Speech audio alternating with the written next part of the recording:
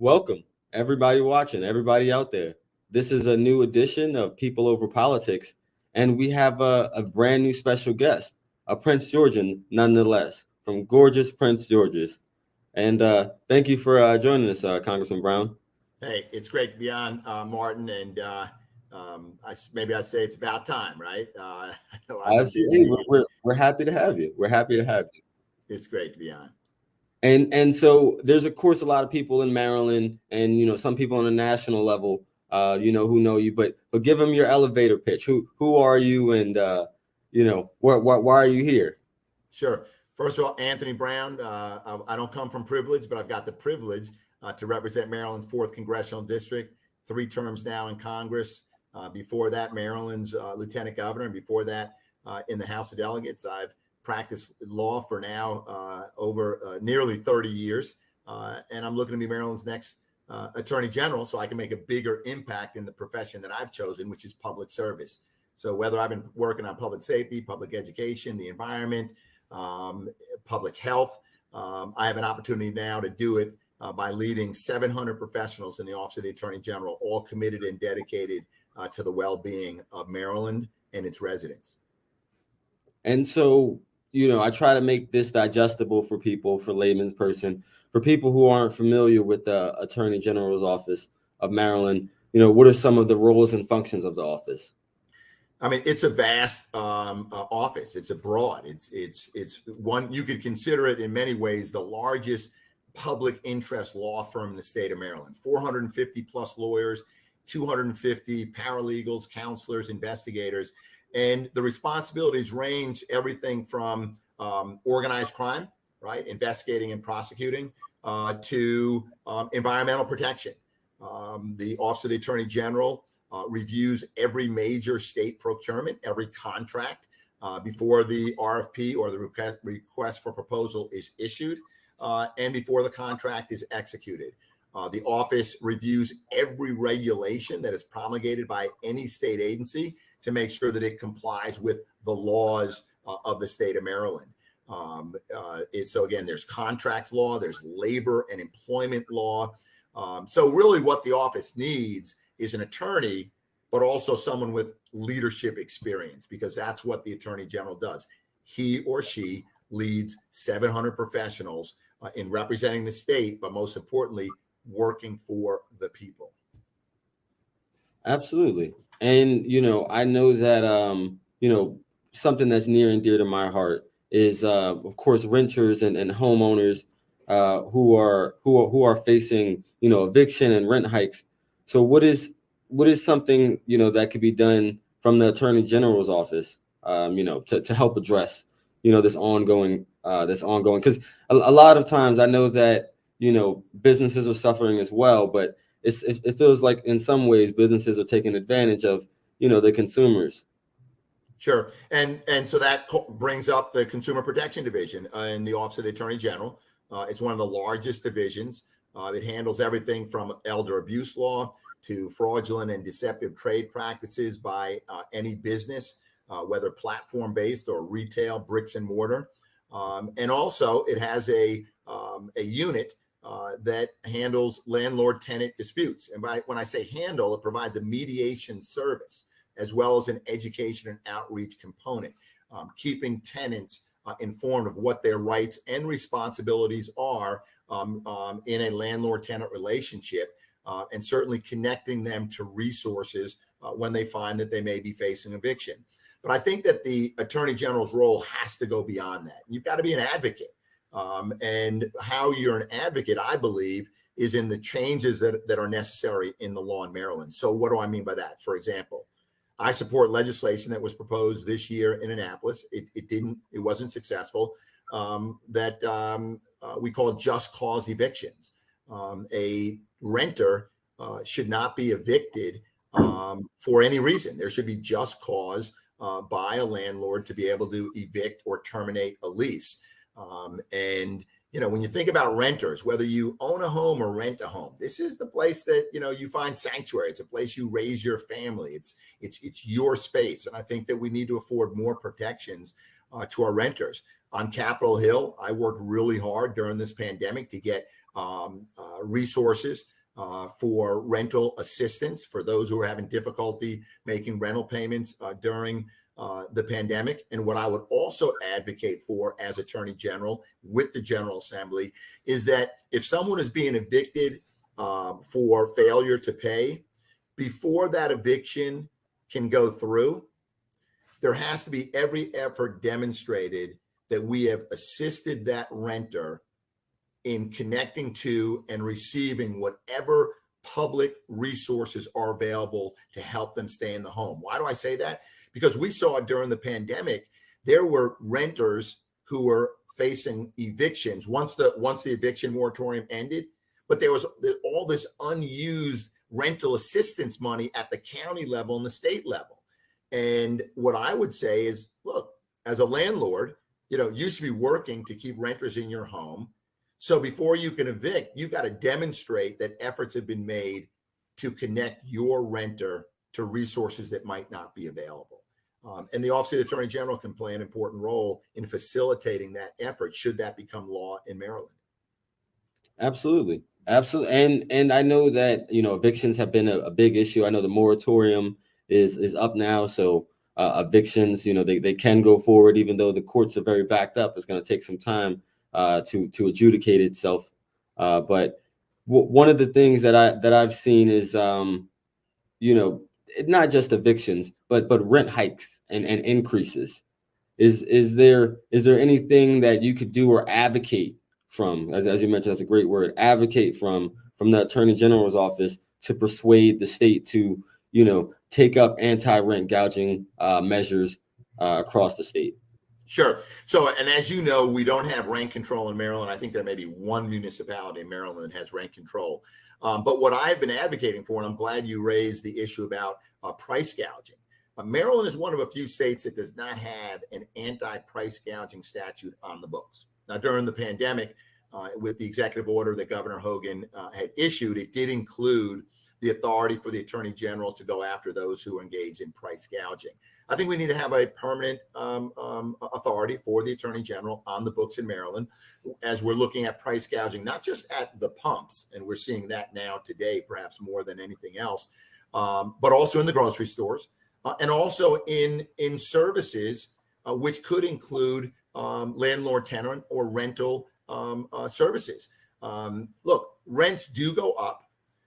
But when you see spikes in rent, I think if they raise concerns about whether or not a landlord is taking advantage of either a single renter or a community of renters, I think it's worth the Attorney General having the authority to investigate. Not every investigation is going to uncover or reach the conclusion that there's wrongdoing. But I think without that oversight, without a watchdog, without someone like the Attorney General able to look into those matters, then I think renters are at risk of what we're talking about, which are unreasonable spikes in rent that may not be justified by, granted, we're in an inflationary period now, prices are going up and you are going to see upward pressure on rents. But when you see spikes where rents are dramatically exceeding, the rent increases dramatically exceeding what we're seeing otherwise in inflation, I think the Attorney General should have the authority to look into that. So you got to be an advocate first in the General Assembly to get that law passed. And I'm the only candidate running for Attorney General who's got that kind of experience working with the legislature in bringing about the kind of changes and reforms in our laws that will truly protect more Marylanders. And the reason, I bring up that question is because, I'm a new council member in the city of Laurel, of course, one of the districts in District 4, one of the cities in District 4. But, there's been a rent increase issue, especially at some of the developments. I'm not sure if you saw the Washington Post article a few months ago about the Laurel 24 property and, the seniors who were going to be evicted. And we were able to work out a deal between the city with the ARPA funds from, the federal government. So I'm sure you were familiar with that story. But, just doing more and more research about it, there's other people, throughout Laurel, some of which are at these properties that are as early as yesterday facing a 60% increase, if they want to renew their lease. So some of them are looking at upwards of $1,000. And I think that I forget who recommended it, but they were like, you might have to reach out to the attorney general, because whatever legislation is drafted, it has to be done in a way that can cover rental situations. I don't want anyone viewing this to believe that the attorney general is going to have like sole discretion as to whether, determining whether something is rent gouging or price gouging. You have to incorporate in statute the criteria that, if met, meets the threshold of price gouging, right? I'll work with the legislature to address those issues. Because at the end of the day, there has to be legislation. Now that's separate and apart from fraudulent and deceptive practices. I mean, if someone's in a rental agreement and you can find that they were, defrauded, or there was deceptive practices either to get them into the rental arrangement, then certainly the attorney general today has authority to look into that. You usually don't see fraudulent and deceptive practices around leases, but we're talking about price gouging, renters, rental gouging. We are going to need to go to the General Assembly to get authority to do that. Sure. And it's good to know that, if successful, we have an advocate. Right, because listen, even without the authority, and this is what I said, as the attorney general, I'm going to protect Marylanders, and I'm going to use every authority I have. And if I don't have the authority, I'm going to go to the General Assembly, a place that I'm familiar with, to get the authority. And short of that, I'm going to use the bully pulpit of the office. And if we've got, commercial landlords, particularly commercial landlords, who are, jacking up our rents, then I'm going to use the bully pulpit, the microphone of the megaphone, the bullhorn, if you will, of the office, to call out what I think is unfair treatment of Marylanders. Absolutely. And it's great to hear that. And to talk about the advocacy. I think I recall seeing you along with several others testifying on a bill in Annapolis. Of course, many bills in which you testify, but specifically related to cannabis reform. I know I was a fan. The reason I put this is because I didn't see a lot of the same people testify on Jill Carter's bill or Gabriel Acevedo's bill, which I would argue was far more equitable. In the legislative will, in the way it was written. Yeah, I was in Annapolis testifying in support of lawful adult use of cannabis, we now know it's going to referendum. The voters of Maryland will have an opportunity to vote on that in November. I am certain that it's going to pass. And for me, there are a few components that really need to be in place, and we can learn lessons from when Maryland adopted medical marijuana. And that is, number one, we have to have equity in terms of those who participate in the business of cannabis. Whether you're a grower, processor, or a dispensary, we need to see more Black and brown people having business interests. It's going to generate jobs. It's going to generate wealth. It's going to generate revenues to the state. And in the medical marijuana context, we really don't see the kind of diversity in ownership, which I think, given our history as a state and a nation, how the war on drugs, the failed war on cannabis, has so negatively impacted Black and brown communities. I think, look, if folks are going to benefit from the business, then it also should be Black and brown business owners, investors, and entrepreneurs. Number one.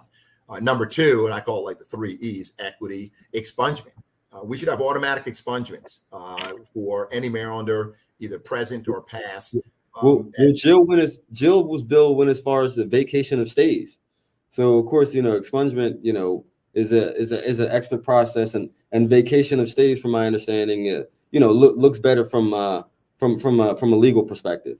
Yeah, and I can support that, but I'm also talking about the automatic expungement, where someone doesn't have to go in and make the request, because so many good things that we do in government are really unknown to someone, to people, to constituents, and then you're in front of a job interview and you never learned that, wow, you could have had your record expunged had you made application. So I think, you know, and also, again, as Attorney General, very proactively needing to inform Marylanders of these, you know, new opportunities, these new rights, these new privileges. So expungements are key. And the final component, and we did this when we expanded gaming in Maryland, is to make sure that we have sort of empowerment funds where the revenues, some of the revenues that come to the state because of lawful adult the sale of cannabis, that we're creating funds that are investing in those communities who have been hardest impacted, hardest hit by the war on drugs, the failed war on drugs and cannabis. We did that in the context of expanded gaming in Maryland. We should do it when we're talking about lawful adult use and the revenues that that's going to generate for the state. So those are kind of my 3 E's around lawful adult use of cannabis. Yes, I mean, I'm glad to hear. And of course, I remember you're an advocate and supportive of responsible adult use. When we talk about equity, one of the key things that I always ask people is like, let's define equity. What does equity look like, right? Because what I've seen like at the legislative level is like equity, diversity, inclusion are all buzzwords that sound good, but like on paper, you know, when it's implemented, is it actually equity? So like, what would equity look like in Maryland? Have Sure. we ever thought to define that? Yeah, well, like let's say, for example, in the context of minority business enterprises, which is in the procurement program in Maryland, we have equity goals, right? We have diversity goals, and I know the number has moved up. When I was lieutenant governor, I think it was 28% of Maryland state contracting needs to go to women and minority-owned businesses, and you could measure that. There were some industries where perhaps meeting that goal was a little bit more difficult because of the availability of women and minority-owned businesses. But for the most part, Maryland was doing a pretty good job, certainly under the previous administration, in moving towards that goal. So what we're talking about when it comes to cannabis, we're talking about in licensing. So not only we're and licensing really is like an ownership interest, a property interest in a license, and that's a little bit more trickier, a little more difficult.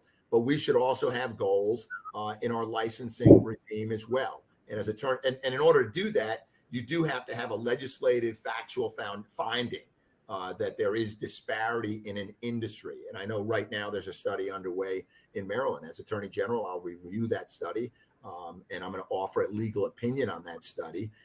And given that my values are such that support greater diversity in licensing, we're going to look to the law and with an eye towards an interpretation of the law that supports that goal. Equity in licensing when it comes to cannabis, both growers, processors, and dispensaries. And so, you know, just staying on the topic of diversity in the industry, you know, in the medical industry, there's about 102 licenses out, about 99 medical dispensaries, about 5 or 6 cultivation that is operating, and about a handful of processors. And, you know, with those 99 dispensaries operating, maybe a handful of people of color.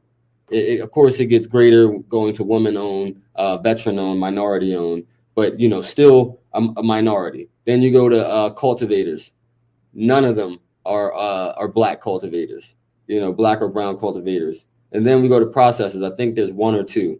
So the thought is like the recreational market. One of the things that you know, I'm nervous of is making sure that the multi-state operators that are already dominating the medical market and that, you know, are maxing out with the 4 dispensaries that you can have, you know, are going to be the first to get preference. When I look at, you know, places that have done things right, or at least I believe have done things right, like New Jersey, I remember that when seeing over their list of applicants that got accepted, and like it's the final round, over half of them were minority applicants, you know, so that was like, I was like, wow, that actually looks like diversity, equity could be accomplished. You know, right. And then also they were offering conditional licenses.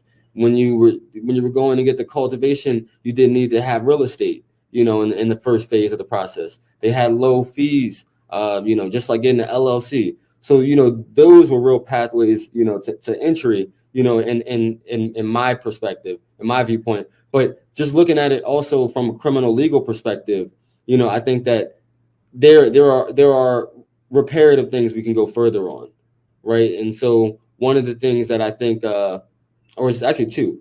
It was one point in the bill, and I had a conversation with Delegate Clippinger, was if you have a past charge of marijuana, cannabis possession, with the bill that they accompanied with the referendum, it could be, adjudicated. But that is if cannabis is the only charge, so I don't think that should be the case. And I think that a lot of people fearmonger, but what about murder and cannabis possession? Well, of course, those are two of the worst things that you could mention. And the other perspective was it was a very low threshold on possession. So I think a lot of people would still be, criminalized or penalized financially. Some of the people which are burdened financially in the first place.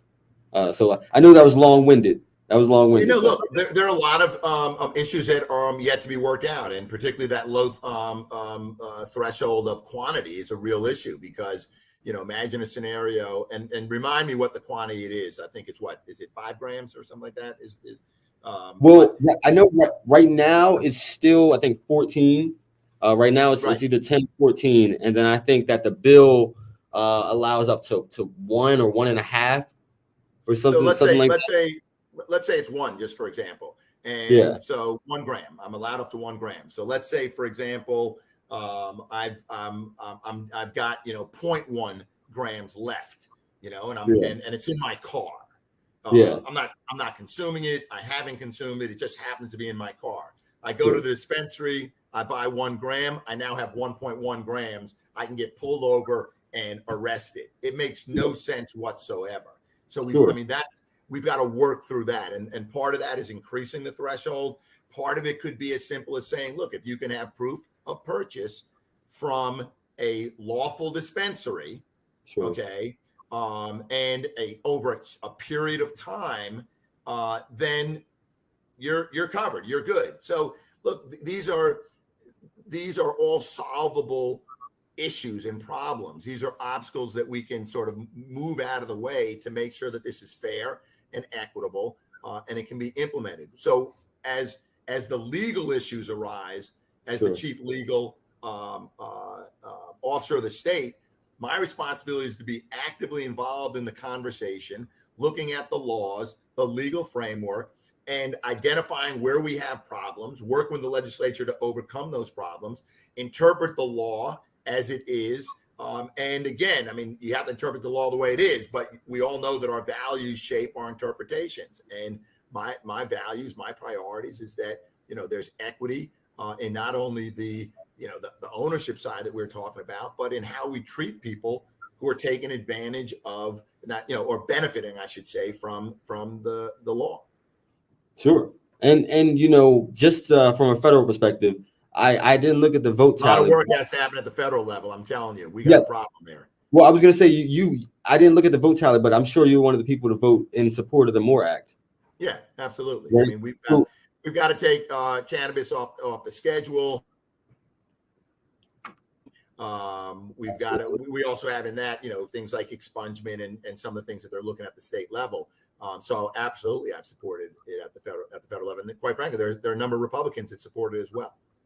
And well, I guess it's 2 things. One, we need more senators who support it, or it's going to go nowhere. Because of my understanding, it's the second time that the MORE Act had passed and we celebrated.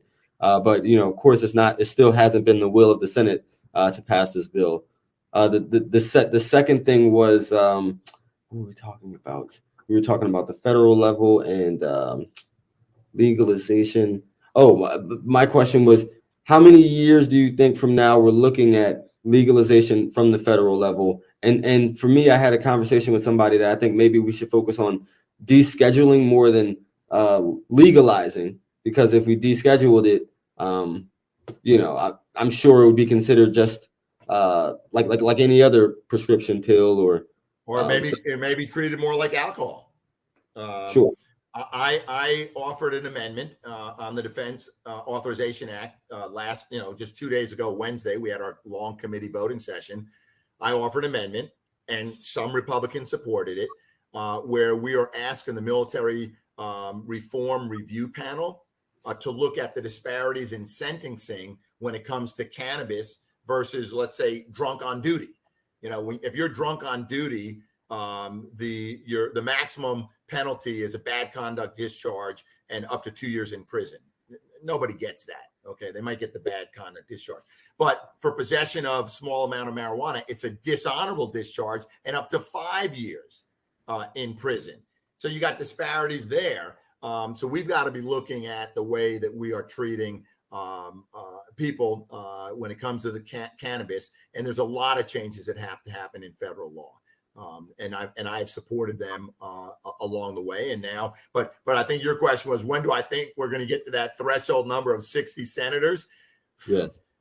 Let me tell you, that filibuster is blocking a whole lot of good stuff. George Floyd, Justice and Policing, filibuster is blocking that. The John Lewis Voter Rights Advancement Act, stuck in the mud. The Build Back Better. Actually, that was stuck in the mud because of Joe Manchin, because we could have gotten that on a simple 50 Democratic vote.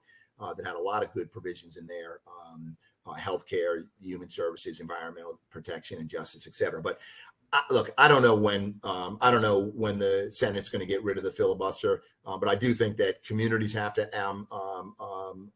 exert pressure.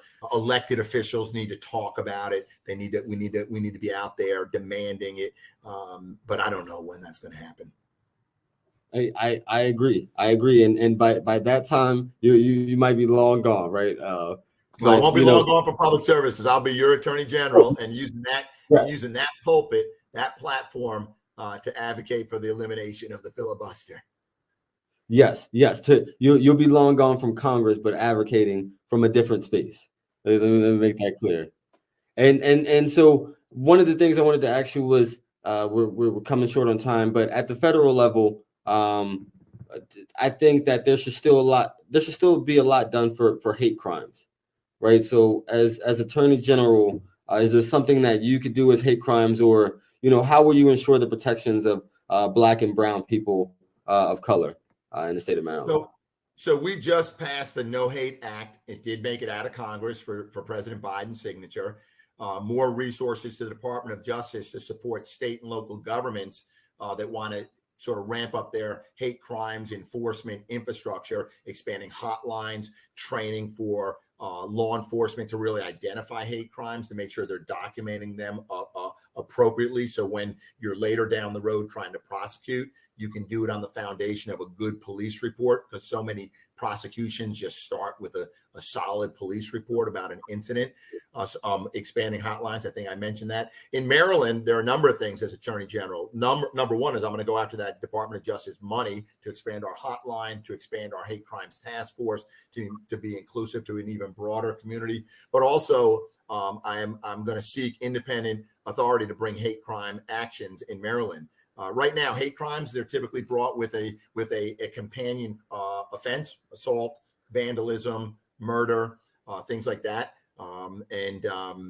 The Attorney General's office, where we focus a lot on narcotics trafficking, drug trafficking, labor trafficking, you don't see as many hate crimes affiliated with those offenses.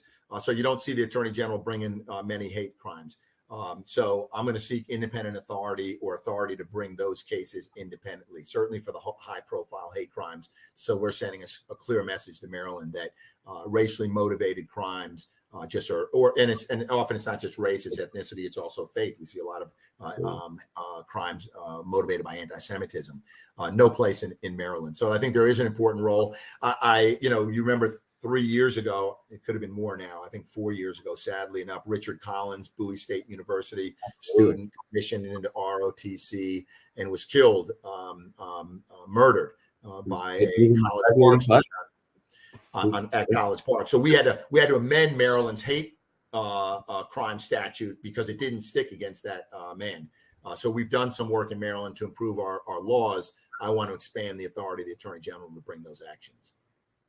Awesome. And of course, you bring up Richard, and as I was saying, I was in his graduating class, so I remember at the graduation at Bowie State, they put like his cap in the chair. So I don't know if you remember that, but definitely that was a very tragic moment for the state, and I'm glad we've done some work since then to rework the law. Yeah, and absolutely. Segueing, making sure we get you out of here. I got 3 quick questions for you. So, are you a Pepsi or Coke type of guy? Pepsi, it's a little bit sweeter. Pepsi. Okay. Hey, I think you're one of few people. Most people say Coke. I've gotten a lot of Diet Cokes as well. But yeah, Pepsi. The next I actually question like is Dr. Pepper. I do like Dr. Pepper. Nice Dr. thing Pepper. about Dr. Pepper, it's the only drink, a carbonated soda that I've met or had where the diet version tastes almost identical to the regular version. Huh. Okay. Just Well, so you know. and if you had to recommend a book to someone new in politics, what would that be? Probably Brian Stevenson's Just Mercy. Great choice. Great choice. My last question is, who's your favorite superhero and why? My favorite superhero growing up was Iron Man.